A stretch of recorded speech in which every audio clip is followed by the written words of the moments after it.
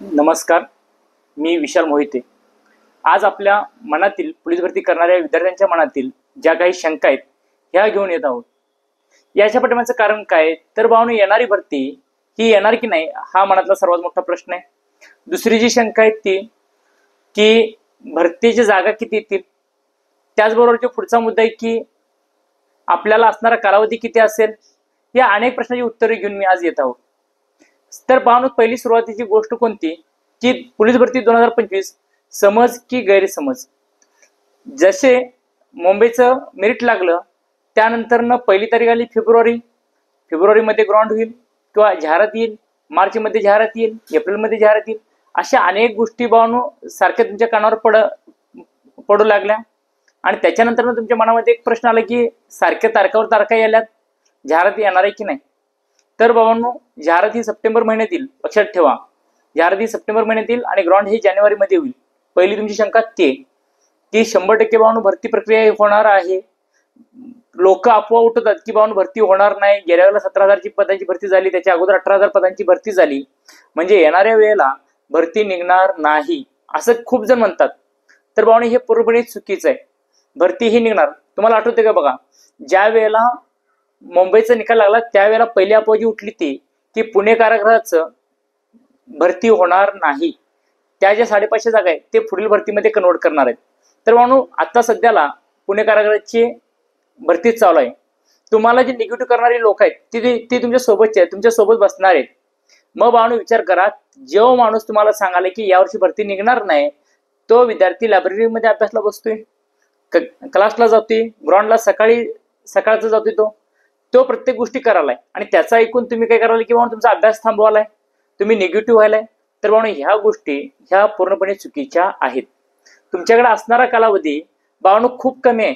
September म्हणजे काय असं खूप लांब आहे असं नाही, कारण मुलांच्या मध्ये कॉम्पिटिशन वाढलेलं आहे। 2014-13 ची अवस्था वेगळी होती बाबांनो, की 13-14ला पुस्तक, क्लासेस आणि स्वतःचं कष्ट यावर मुलं भरती व्हायची। पण आताच्या काळामध्ये यूट्यूब असेल, बाकीचे तुमचे मटेरियल असतील, तुम्ही सांगली जिल्ह्यामध्ये अभ्यास करत असाल, सिंधुदुर्गमध्ये अभ्यास करत असाल, तर अशा अनेक ठिकाणचा अभ्यास करताना तुम्हाला नागपूरमध्ये होणारा एखादा पेपर असेल तो पण तुम्हाला मिळेल, चंद्रपूरचा मिळेल। म्हणजे टेक्नॉलॉजी वाढलेली आहे आणि त्यामुळं कमी वेळेत जास्त मुलांच्या मध्ये प्रगती होत आहे। त्यामुळं आपण जर बावनो भरती कधी असा जर विचार करत बसला तर बावनो आपल्याला येणारं यश हे बावनो उशिरा मिळेल। म्हणजे पहिली जी गोष्ट मला सांगायची ती म्हणजे येणाऱ्या 2025 मध्ये 100% बावनो पोलीस भरती नवीन निघेल, पद चांगले असतील। कारण 1 जून नंतर जर जाहिरात आली तर बावनो त्या वेळेची रिटायरची संख्या ही देखील जास्त असणार आहे। त्यामुळे सर्वांनी अभ्यास करा। दुसरे जे बावनो महत्वाचं आहे की मैदानी चाचणी मध्ये बदल झालाय काय, तर बावनो अशी कोणतीही गोष्ट लिगली आलेली नाही, लक्षात ठेवायचं। मैदानी चाचणीमध्ये कोणताही बदल झालेला नाही, फक्त चर्चा चालू आहे। म्हणजे चर्चा म्हणजे बावनो अंतिम सत्य असं होऊ शकत नाही, त्यामुळं त्याही गोष्टीमध्ये तुम्ही वेळ घालवू नका। त्याचबरोबर आता बावनो पुढचा जो मुद्दा आहे त्यात सगळ्यात महत्वाचा आहे की मैदानी चाचणी की लेखी अगोदर। तर बावनो मैदानी चाचणीची अगोदर होईल। फक्त 2019 ची जी भरती होती त्याच वेळेला फक्त लेखी अगोदर घेतली होती, पण लेखीमध्ये असणारी ओढाताण खूप झाली, कारण एवढ्या मुलांची बैठक व्यवस्था करणं, त्यांच्यासाठी पेपर अवेलेबल करणं, या सर्व गोष्टी बावनो खूप किचकट होत्या। आणि याच्यामुळं 100% ह्या वेळेला पुन्हा एकदा बावनो मैदानी चाचणी सुरुवातीला होईल आणि त्यानंतर लेखी होईल। मैदानी चाचणी ही 50 मार्काची असेल, जशी अगोदर होती त्याच पद्धतीनं। मुलांसाठी 1600 100 मीटर आणि गोळाफेक, मुलींच्यासाठी 800 मीटर गोळाफेक आणि 100 मीटर, म्हणजे इव्हेंट कोणताही बदलला जाणार नाही। त्याच्याच बरोबर बावनो पुढची जी गोष्ट आहे ती म्हणजे भरती कशासाठी करायची आपल्याला, तर बावनो भरती करताना आपल्या आई वडिलांनी अनेक वर्ष अनेक महिने तुमच्यासाठी रात्रीचा दिवस केलेला आहे आणि त्याच्यासाठी बावनो त्यांनी आपल्याकडून मागितलेली एकच गोष्ट आहे ती म्हणजे वर्दी, आणि ती वर्दी मिळवून देण्यासाठी आपण सर्वांनी रात्रीचा दिवस करावा ही माझी इच्छा आहे।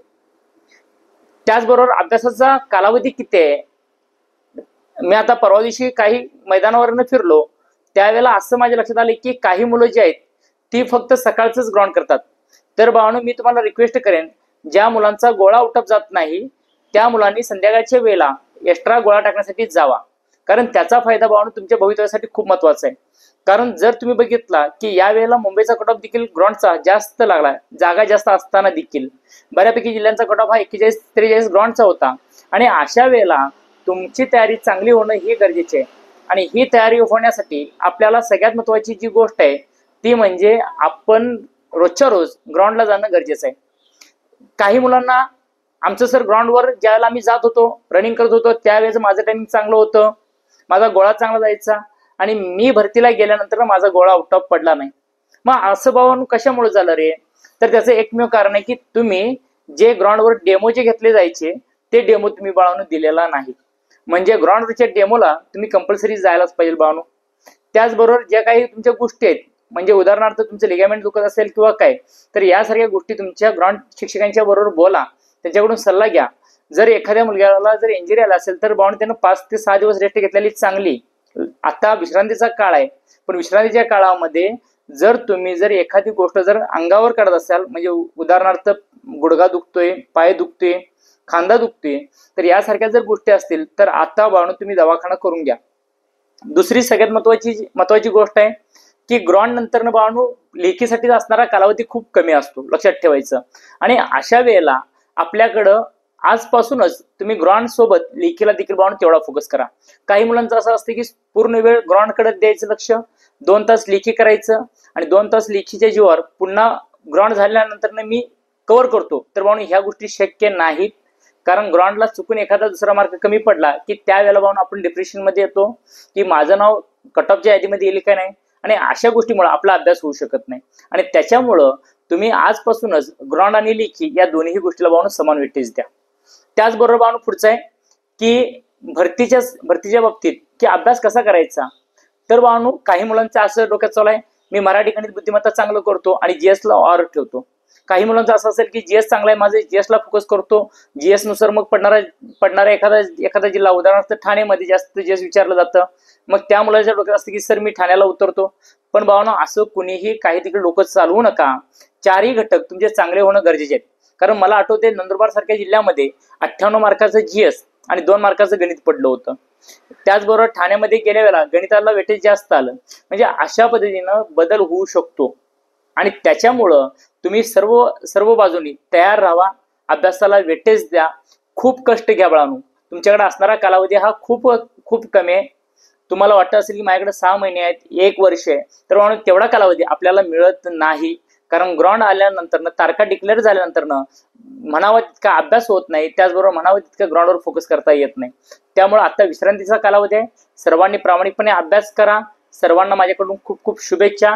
येणाऱ्या भरतीमध्ये आई वडिलांचं स्वप्न साकार करायचं आहे आणि यासाठी मी एक खारोटीचा वाटा म्हणून आपल्या भरारी करिअर अकॅडमीच्या माध्यमातून ऑनलाईन मोफत बॅच रोज संध्याकाळी 7:30 ते 9 आणि 10:15 ते 11:15 अशा 2 वेळी बाळांनो आपण बॅचेस घेतोय. सर्वांनी जॉईन व्हा. कमी वेळेत जास्तीत जास्त यश मिळवा. ह्या शुभेच्छा आहेत माझ्याकडून. खूप शुभेच्छा तुम्हाला. सर्वांनी अभ्यासाला चालू करा.